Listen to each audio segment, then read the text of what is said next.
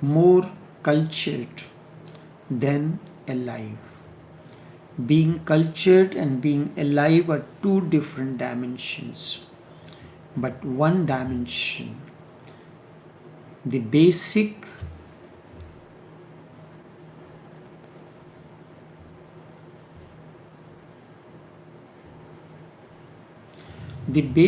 dimension of being alive is missing. You can be cultured, you can be existing but not alive. You take it as if you already have it. It is taken for granted, and this is erroneous. You do not know how to live because just to breathe is not synonymous with living. You are breathing. Just to eat and sleep and just to carry on the bodily affairs is not synonymous with living. You are existing, that is right. Through breathing, through bodily functions, you can exist. Just to eat and sleep and carry on bodily affairs is not synonymous with living. You are existing, that is right, but you are not alive. A Buddha is alive, not simply existing. The aliveness can come only if you learn it, if you become aware of it, and you search for it. You search what is aliveness. If you create situations in which you can evolve, remember this, for man, mechanical evolution is not the way. Conscious evolution has taken place. Animals evolve mechanically. Man has to evolve consciously. Conscious evolution has replaced mechanical evolution. And now you cannot do anything about it. You have to move into the process of evolution consciously. Whatsoever you do, you have to do it consciously. You cannot fall back. You can stick where you are, then you get bored. But that is what it is happening. You are not moving, you are stuck at one place. You go on accumulating physical things, so things are moving, but not you. Your status, your wealth, property, all these things are moving, increasing. Your riches go on accumulating, they are growing. Your bank balance is growing, but not you. You are not increasing at all. On the contrary, you have begun shrinking, decreasing. And if you are not increasing, but you are not really increasing, and this means there is no evolution. Unless you do something consciously, you are lost. Look at your life. You are living it mechanically, everything. There is no conscious effort in it. Simple thing, going to work, making living, involving in physical activities, sex, etc. You are mechanical in it. There is no conscious effort in it. You are not increasing You can increase only if you do something consciously. You are lost. So you have to understand one basic thing: with freedom comes responsibility. You are free to do whatever you want to do, but you do not take it as your responsibility. You can be free only if you understand what freedom means. With freedom, responsibility comes. Animals are not responsible, but they are also not free. They are not free because their instincts are mechanical, and when instincts take over, they have no freedom to go into or not to go into. But you have a freedom. Like, for instance, you are walking along the road on a hot summer day. You feel thirsty. This is natural. Now, there are many options available to you. You have to make your own choice. You are responsible for your own growth, what to eat, what not to eat, and what to drink. Animals are not responsible, but they are not free either. They are not free, they have to follow a particular pattern. They are happy because nothing can go wrong. They are following a predetermined path. They are following a pattern which has been worked out in millennia, in centuries of the process of evolution.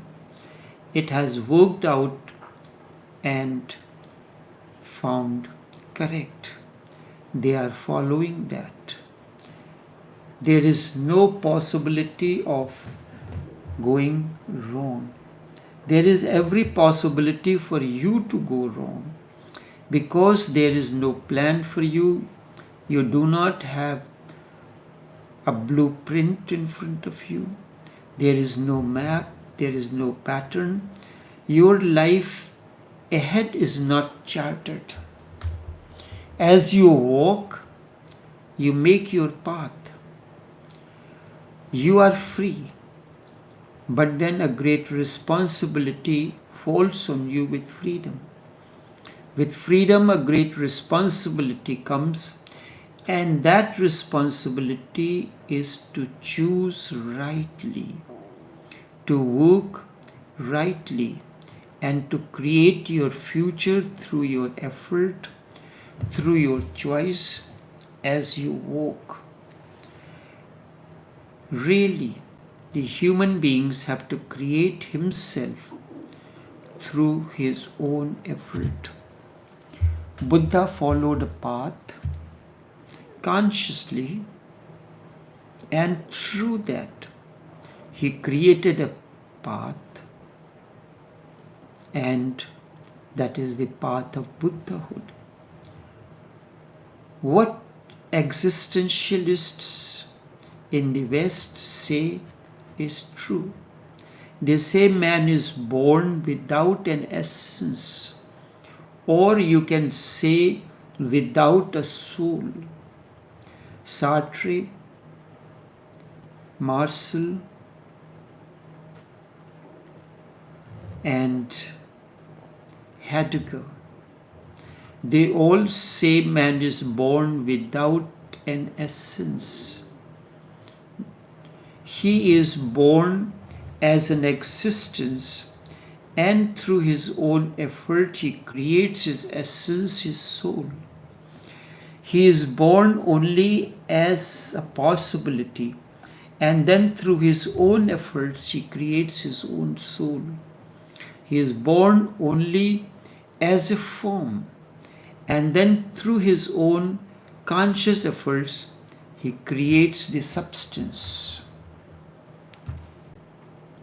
Just the contrary is the case with all nature.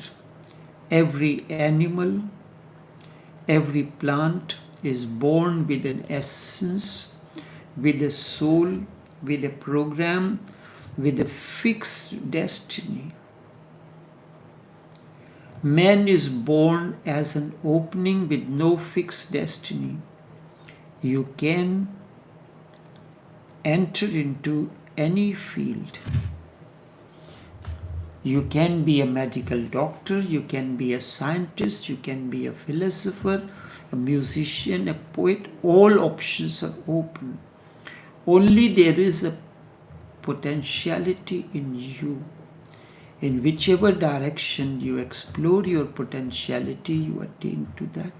And that, whether you become a medical doctor or a scientist or a public servant or anything else, you have created your essence, realizing your potentiality. So to realize your potentiality is the first and the foremost thing. Man is born as an opening with no fixed destiny, but this creates a burden. This brings responsibility. And this sense of responsibility gives you fear, anguish, and anxiety. And then, wherever you are, if you do not do anything, you get stuck. Whatsoever field you are in, you have to continuously work, consciously continue the process of evolution. If you enter in the university campus to pursue a particular degree, but you do not continue your efforts, the process of conscious efforts, you will remain stuck. And through conscious efforts, you will evolve. You will evolve of the university campus with honors, degrees, and whatsoever it is. This will become the stepping stone for your journey in life. But this opening, which has no fixed destiny, creates a burden, creates a sense of responsibility in you that gives you fear, anguish, and anxiety. And then wherever you are, if you do not do anything, you get stuck. That getting stuck creates the boredom. That's why sooner or later you get bored in life with everything. You enter into a relationship, you are not evolving, you are stuck. So it creates a boredom, and now you need to change the relationship. You need to change your spouse because much boredom has been created. You can be alive, happy, festive, joyful, only when you are moving, when you are growing, when you are increasing, when you are creating your soul. Really, when you are pregnant with the divine, and when the divine is growing in the womb, you are going to give the birth. What happens with pregnancy? A life enters, and it continues the process of evolution, and then the birth happens. You can be alive, happy, festive, joyful only when you are moving, when you are growing. The growth and movement happens simultaneously. When you are increasing, when you are creating this soul, really when you are pregnant with the divine, with a new energy surging into you, new possibility surging into you, and when the divine is growing into your womb, you are going to give birth. For Tantra, God is not the beginning, God is the end. God is not the creator, but the ultimate peak, the crescendo, the omega point of evolution. Alpha and omega are both beginning and end. So, God is the omega point of the process of evolution. It is the last, not the beginning, not the alpha, instead the omega. And unless you become pregnant, and unless you carry a child within you, you will be bored always. Because then your life will be futile. Nothing is going to come out of it. No fruits are going to come out of it. That creates boredom. This is the course. You can make this opportunity a source for evolution. You have entered into a relationship. This is an opportunity given to you. You can use this as a source for the evolution of consciousness. And when you evolve, you are alive. More aliveness comes into you. More happiness comes to you. Every moment you are in a festive mood. You can make this opportunity a source for evolution, or you can miss the opportunity and can make this as a point of suicide. It all depends on you. Because man can commit suicide only then, there is another possibility. Only man can grow spiritually. No animal can grow spiritually, because man can destroy himself and he can create himself. Both possibilities are open to him. The two possibilities are not open to an animal. Remember, both the possibilities move simultaneously. No animal can destroy himself. That is impossible. You cannot conceive of a lion thinking about suicide, to jump from the cliff and end the whole thing. No, it is impossible. No lion can think of it, however brave. No lion can think of ending himself, destroying himself, because that freedom is not there with him. And there is no responsibility. You can conceive of destroying yourself, and many people do in relationships, they destroy themselves. It is impossible to find a human being who has not thought many times to destroy himself.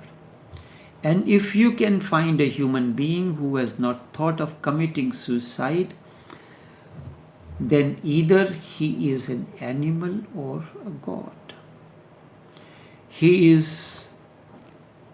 That is very basically human.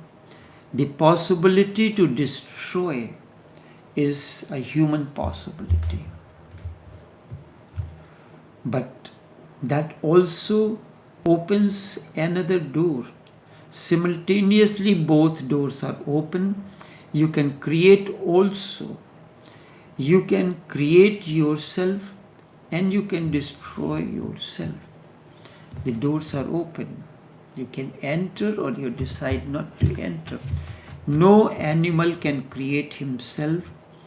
You can create yourself, and unless you start creating, you will be destroying yourself. Unless you create yourself, start creating. And it is not a thing to create yourself, it is a process. This is known as the process of evolution. You have to go on creating. In the university campus, you spend a certain number of years. It's not that you have done something and you end. You have to continue evolving, continue growing. And this process has to continue unless you reach the omega point, the ultimate.